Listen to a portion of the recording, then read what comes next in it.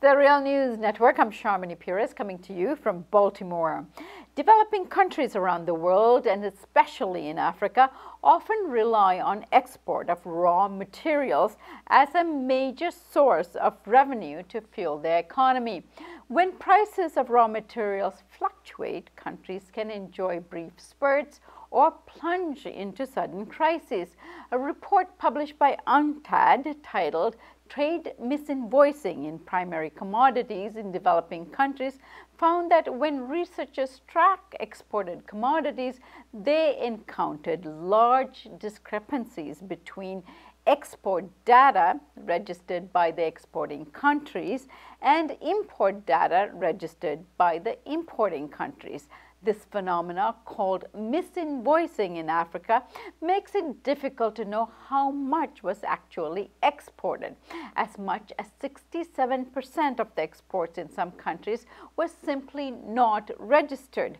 Why is this happening, and what are the consequences? Well, on to talk about this with us is Leonce Ndikumana. He's a professor of economics at the University of Massachusetts Amherst and the director of African Development Policy Program at the Political Economy Research Institute, Perry.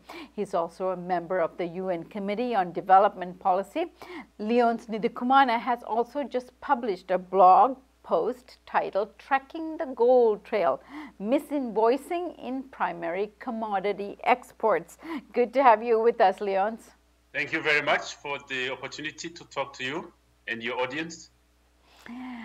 You're most welcome. So let's begin. This stuff, when you look at the titles and so on, this is the kind of stuff that you usually gloss over in your international development class. So let's start by explaining what misinvoicing is and why it is necessary to understand this phenomena. Yes, thank you very much.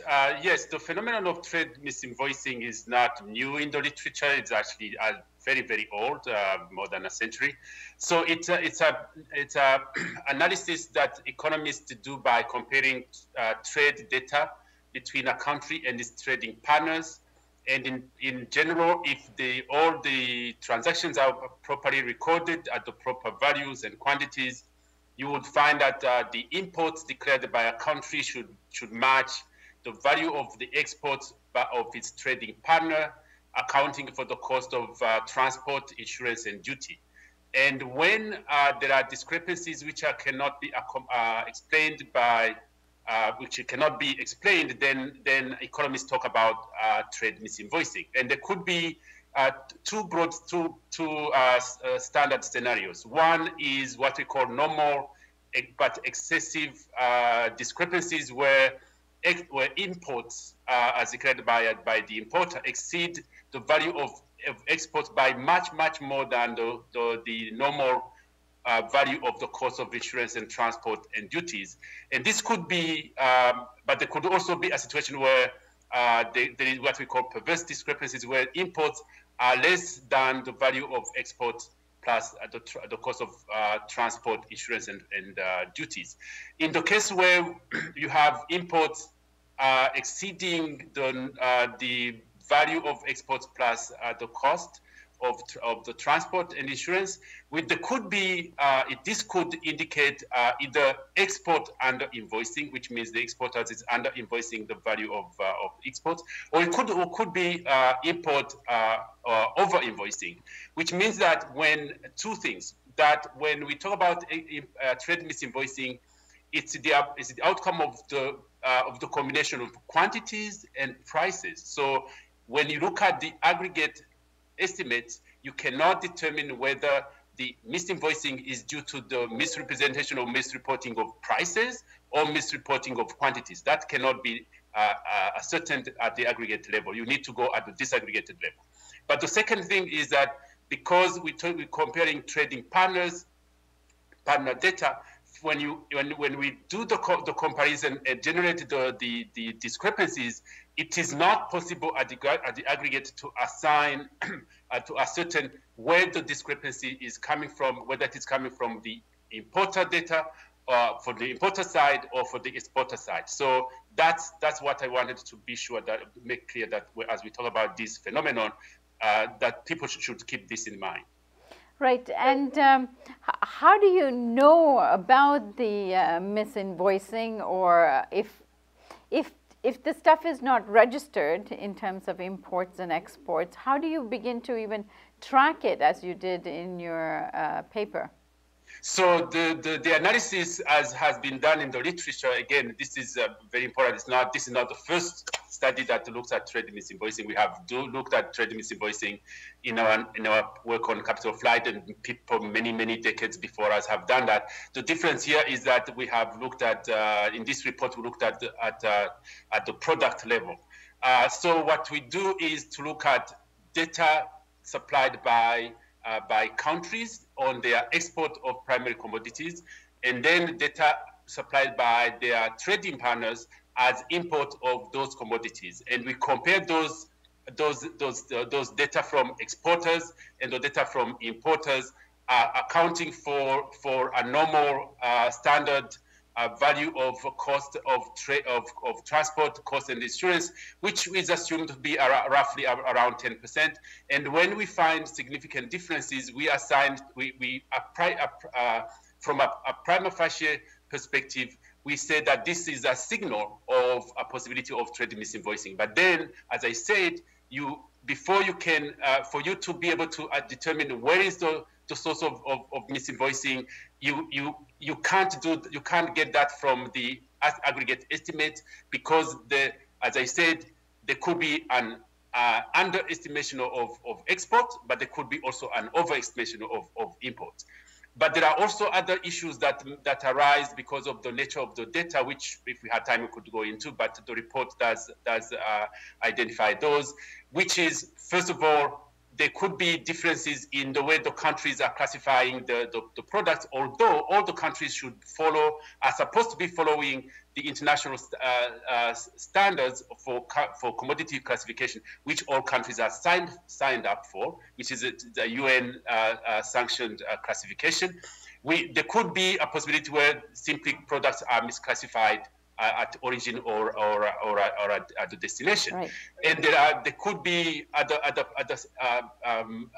different statistical issues that may create these differences. But the problem is that when the discrepancies are persistent, then you can't really say that this is somebody who missed an item here, missed an item there.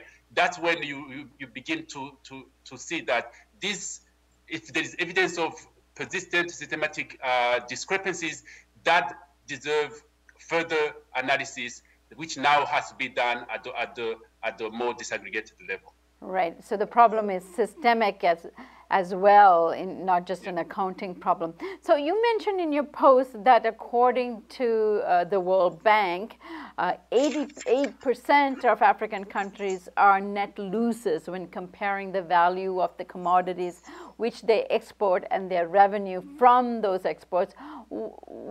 Explain this to us. Why is it a problem? And obviously, it leads to, the problem is deep in that case. 88% is a large percentage. Yes, the issue that I pointed out here is a big major development issue which has been in discussion, especially in the context of the Sustainable Development Goals. The idea is that developing countries need to go on a path where they are able to achieve high growth, but that growth has to be sustained. So growth comes from accumulation of capital, physical capital, human capital, by using the country's endowment in natural resources and other resources. So sustainability here means that when the proceeds from exploitation of natural resources have to make up for the loss in those resources, because we are talking about exhaustible resources. So when the resources are being used, you need to be sure that the gains are commensurate enough to compensate for the cost of those resources, so that the country can actually invest in generating other resources, other growth capacities, so that when the resources are depleted, because they will be depleted, the country is not left in the dark. So the issue here is when the World Bank cited the fact that the majority of sub-Saharan African countries find themselves as having net resource wealth depletion. What they are looking at is whether the gains obtained from the utilization of natural resources, from accumulation, in terms of accumulation of physical capital, in terms of accumulation of human capital, whether they actually compensate from the value of the resources used, so that over time, the population has not less than what the previous population had to live off. Because what you want to see is that the future generations are not shortchanged when the resources are being utilized and not enough savings is being put aside for future generations. That's the big concern. So the reason why the value of exports of primary commodities is important is because that's when we can determine how much countries are getting, but not only it's not just looking at the value of the export, it's also looking at what actually accrues to the country itself in terms of the rent sharing between the companies that are exploiting the resources, the companies that are exporting those resources, and what goes to the government in terms of tax revenue, rent from natural resources. This is very important for African countries for one very important reason.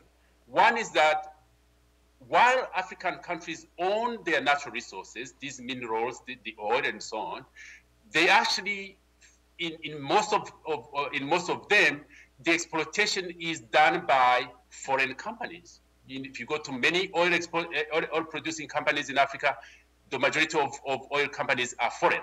It's true also for other primary commodities, which means that a share of the value of the oil and minerals which is being exploited in African countries accrue to the rest of the world, not Africa. That's where the issue becomes very, very important. Right, and this is a very important point here. Because of the involvement of international and multinational corporations, it's even more important to get at the accounting of all of this. And this kind of situation gives way to a lot of corruption and missing resources and so on. How much of this is sort of deliberate in the sense that it allows for corruption to take place? Again, so because you have to understand that this is a very complex sector. The extractive industries is a very complex sector, which involves many players, domestic and foreign. And these foreign players have a lot of power because they are big corporations. They have a lot of money. They have a lot of capital. They are very, very well equipped in terms of technical capacity, good lawyers, good accountants, and so on. And when it comes to negotiating the resource exploitation deals, it's very hard to say that we have a level playing field in terms of capacity, because African governments are still building up their capacity to manage resources, whereas the companies they are dealing with are very mature, very well established. So you have to be African countries have to be sure that what they are getting is worth the value of the resources that they are generating. And this raises issues of not only capacity but also of governance. You have to have a government which is truly fighting for the interests of its national of its population. You have to have a leadership which is able to stand for the well-being of the people and withstand the pressure from forces which may want to maintain the status quo of unfair distribution of the gains from natural resource exploitation. And I can understand, in terms of exporting countries, why there might be some of these problems, in the sense that, systematic accounting and books and monitoring agencies and all of those kinds of essential institutions may not be in place. But what happens at the other end in terms of the importing countries? Why is it getting lost in tracking at the import level? At the import level, again, I go back to there could be, again, simple statistical data problems in terms of the classification, the timing of the imports again. But what we find in this analysis is another dimension of the complexity of the global trading system, where you find that over the trading commodity, the commodity trading chain from the producer to the end user, you have intermediaries, and these intermediaries may be linked. So many times, in some cases, what we found is that there are cases where the export commodities recorded in the source countries as going to country A, in fact, can't be found in the country A's import data. And people have tried to figure out what would be happening. One of the things that could be happening is that the company that actually declares as buying the commodities from South Africa, Zambia, Angola, is actually not bringing the commodities where the company is headquartered, but is probably sending it to another country. And the implication is that then it becomes difficult to compare trading partner statistics, because the named importer at the source is not the one that's recorded as at the destination.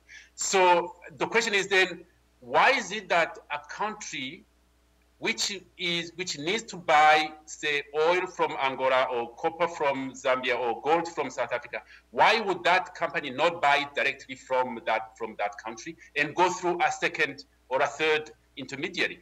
That the complication is that we then have a problem of making a valuation of the goods being traded, so that we can compare the value of the goods at the end and the value of the goods at the destination, at the origin, so that we can be able to determine what is the share of the final value of the goods that accrue to the producer.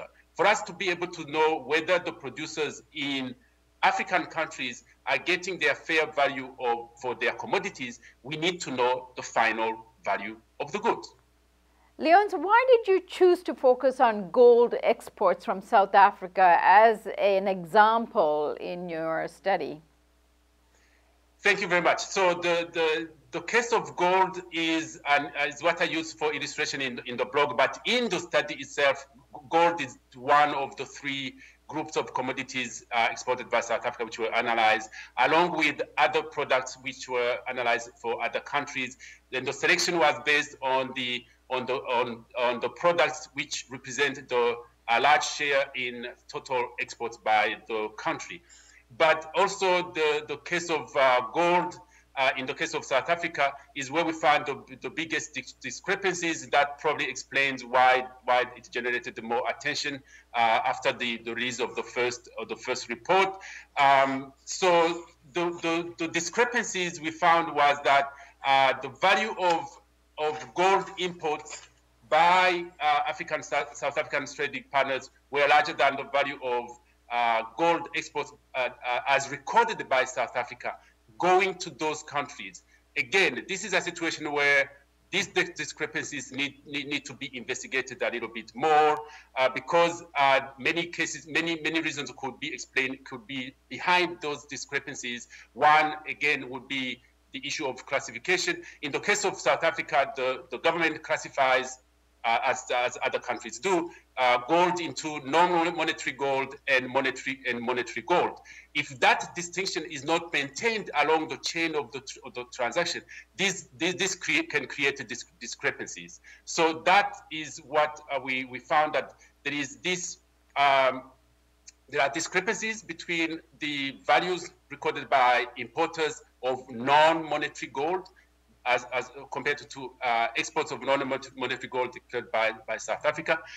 But that we also found that the distinction between non-monetary gold and monetary gold is not systematic. In fact, we found that in the latter years, from 2011 to 2014, the two series are merged, which makes the comparison more complicated, because then you wonder whether the same classification is maintained at the end of the transaction. So that's what we found as the key finding in the case of gold. But again, it's just one of the other export commodities that we looked at. No, it has nothing special. All right, Leonce, I thank you so much for joining us today, and we look forward to your next study. Thank you very much. And thank you for joining us on the Real News Network.